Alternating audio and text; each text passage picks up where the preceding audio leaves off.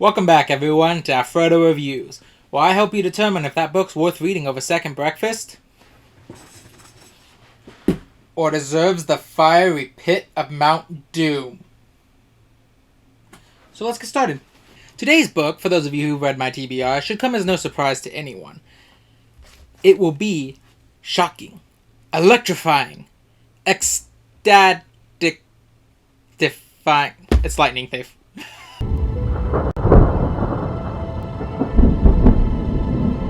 The Lightning Thief was published by Riordan on June 28, 2005. This is the first young adult novel penned by the author, though not his first book. And he claims that he was inspired to do so after his son had asked him to tell a bedtime story involving Greek gods. When Riordan ran out of stories to tell his son from the actual Greek myths, he started making up stories about a kid named Percy Jackson and his adventures across America as he attempted to recover Zeus's lightning bolt. Upon the urging of his son, he published the first book, The Lightning Thief, and it was met with great success and a lot of awards and acclamations to its name. On April 8, 2007, The Lightning Thief ranked 9th in the New York Times bestseller list for children's book. It was also the winner of the School Library Journal Best Book of 2005, as well as one of the books in the Chicago Public Library Best of the Books list 2005. It was in the Voya Top Shelf Fiction list and was the winner of the Red House Children's Book Award in UK in 2006, Askew's Torchlight Award in the UK in 2006, and the Mark Twain Award, Missouri Association of School Librarians, in 2008.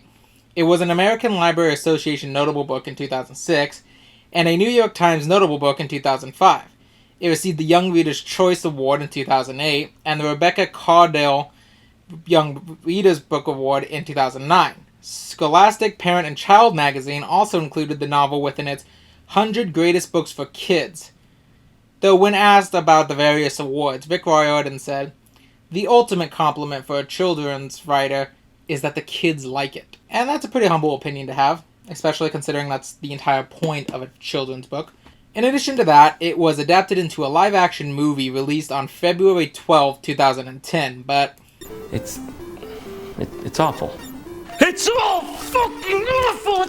But the less said about that, the better. It was like the adaptation dragged the book into an alley, murdered it, cut off its face, and wore it, trying to pretend to be it, much to the horror of every fan out there. However, Riordan has announced that in 2020, he announced it in 2020, not that it's coming out in 2020, obviously, that Disney Plus is working on adapting the book into a television series, and honestly, I have some higher hopes for that. I mean, you can't get worse than that. Percy Jackson and the... My own personal experience with the series is actually a bit interesting. I actually started reading the series backwards as I picked up The Titan's Curse in middle school, back when it was just coming out. I enjoyed it well enough that when I saw The Sea of Monsters, thinking it was a sequel, I picked it up as well, only to find out that this wasn't a sequel, and there was actually another book in front of it, which led me to eventually finding The Lightning Thief. But more importantly than my strange habit of starting a series from like the third book and going backwards, because that's happened to me more than once, surprisingly. More than twice, actually. Wow, if I had a nickel for every time I started a series from the third book and went backwards to the first book. I'd have 2 nickels, which isn't a lot, but it's weird that it happened twice, right? This was actually one of the first books that I was part of the active fandom as it was coming out. And I could go on about how this was my first real epic, I guess. It tells an epic story that goes from someone's young life to when they're the great hero. But reality, what sticks to me most about this is I was part of the active fan base. With all the other book series that I'd really loved around that time, I only came in near the very end. I actually got into Harry Potter as the Half-Blood, a little bit after the Half-Blood Prince came out. And so while I was in line for the Deathly Hallows, I wasn't really in line for any of the other books. I didn't really feel like I was part of the fandom of the books. I guess I was kind of the movies, but that's another story. And we're here to talk about books, not movies. And, that was also before I realized the disturbing implications that went on upon the Harry Potter world. Anyways, for someone who is often behind on book releases and picks things up like years after they come out, it was pretty refreshing to me to be able to be in a fandom celebrating new book releases as they come out, because I never got to do that before. Basically being a part of it while it's building rather than... But does it hold up to a more mature Afrodo reading it? Well, let's find out. Now, I have one of the original covers of the book. I know it's changed, as you can see, my Sea of Monsters, which is actually the book I got the last. Fun story about that. Fun fact about me, I hate when books use movie posters on their books when they get adaptions, because I really, it's a pet peeve of mine. And I started collecting the series right about when, collecting it, not just reading it, right about when these movies were coming out. So by the time I got around to trying to find Sea of Monsters, all I could ever find was the one with the movie poster. And I'm not gonna lie, even today, for the most part, I prefer to not have the book than to have the book with the movie poster. I know, it's a mental block with me. Anyways, I have one of the original posters, back before they replaced it with promotional material or this standard art that, you know, you put it together and it makes one ongoing picture between all 5 of the original series.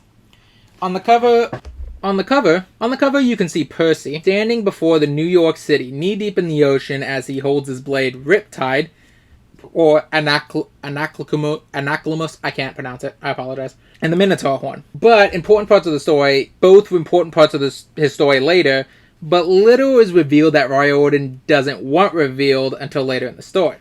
Honestly, it's a pretty decent cover. Does enough to get you interested, but not enough to give away vital plot points that Riordan wants to keep secret, even though after you read it's kind of obvious. The back, at least on this one, is a quick synopsis of the book with a lighter shade of green over it than the front. Nothing great, but it serves its job as I see it's meant to do, and I can't fault it for that.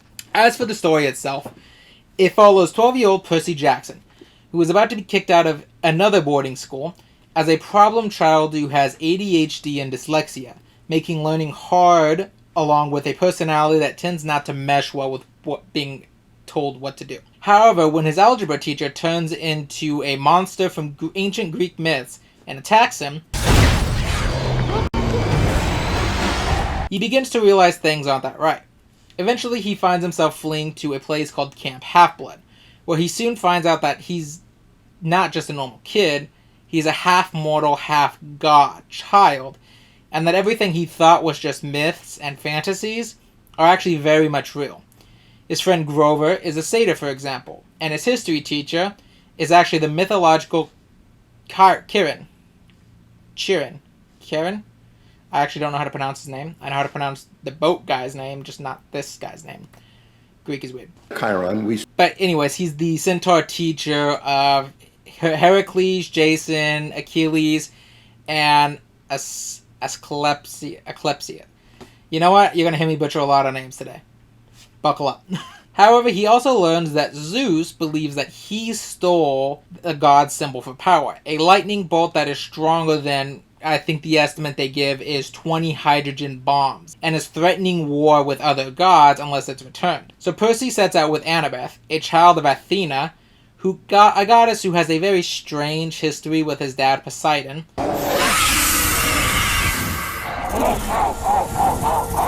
and Grover to recover the Master Bolt and return it to Olympus before all-out war begins. For a plot, it's pretty decent and simple. It holds your attention well.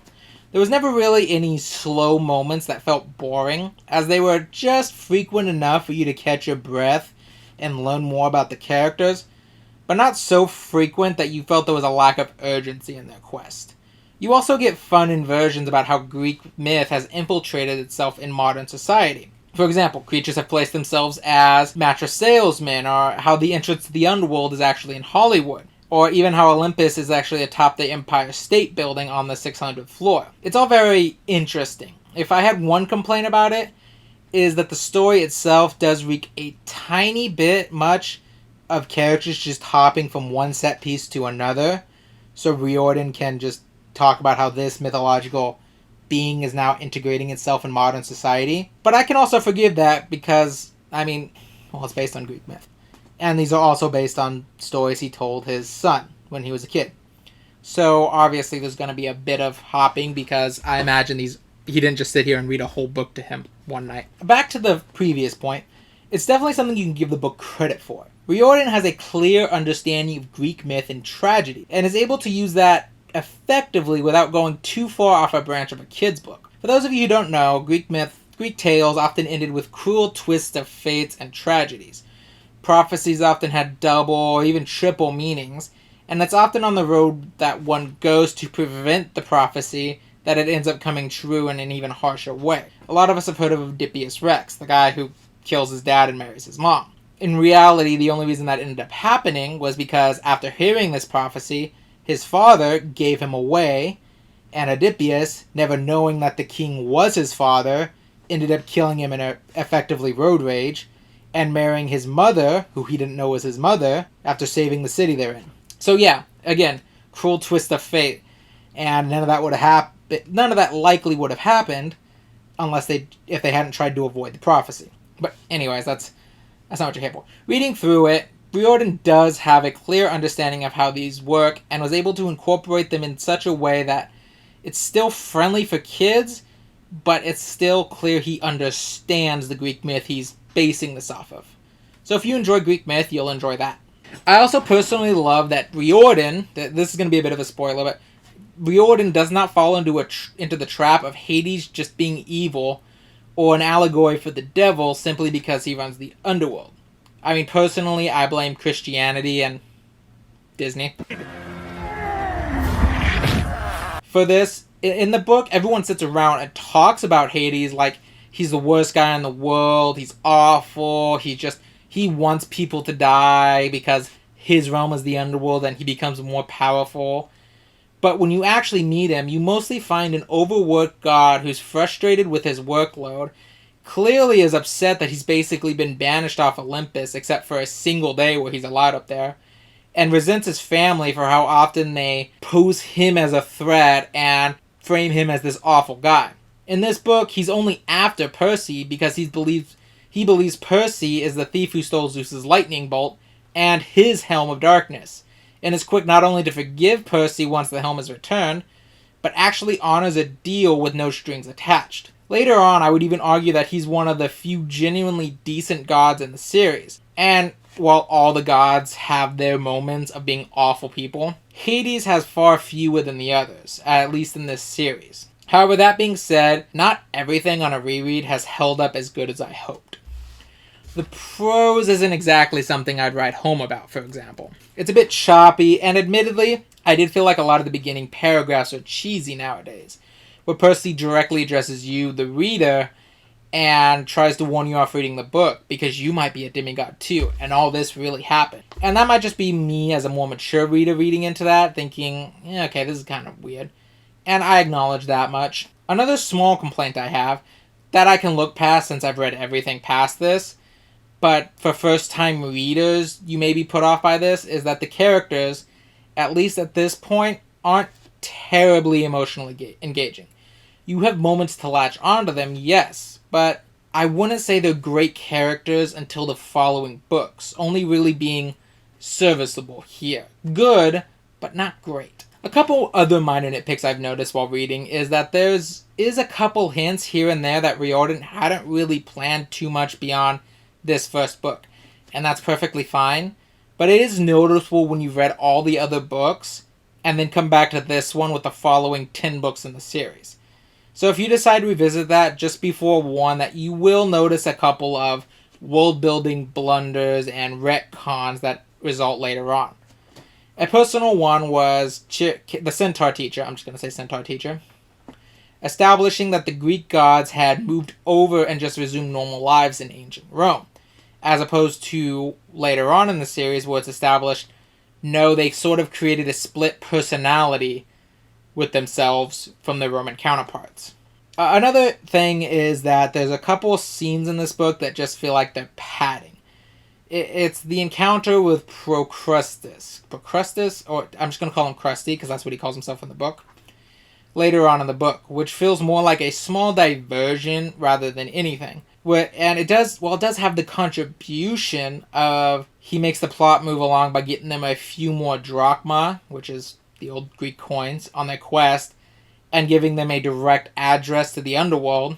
It otherwise could have been easily written out, with them just getting paid a few more drachma earlier on in the book by Ares after doing a favor for him. So in reality, no, it's just padding. It's not quite a big-lipped alligator moment, as they put it. How can you expect me to eat a voice as sumptuous as this? But it wasn't necessary either. But with that being said, I don't have much else to say about this book. It's a good book for children, and as an adult, you'll still probably find plenty to enjoy. My personal rating, as with Holes before, comes from the point of view as an adult. So I'll put it there and state that the book, regardless of my own nostalgia, is about a 7 out of 10.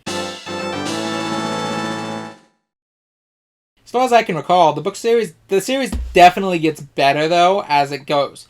At least the first series, the Percy Jackson and the Olympians, not the one with the Romans and the Greeks. I'll go into that more if I ever decide to get into that series, but that being said, as far as I can recall, the series definitely gets better the more it goes. At least for the first series, Percy Jackson and the Olympians.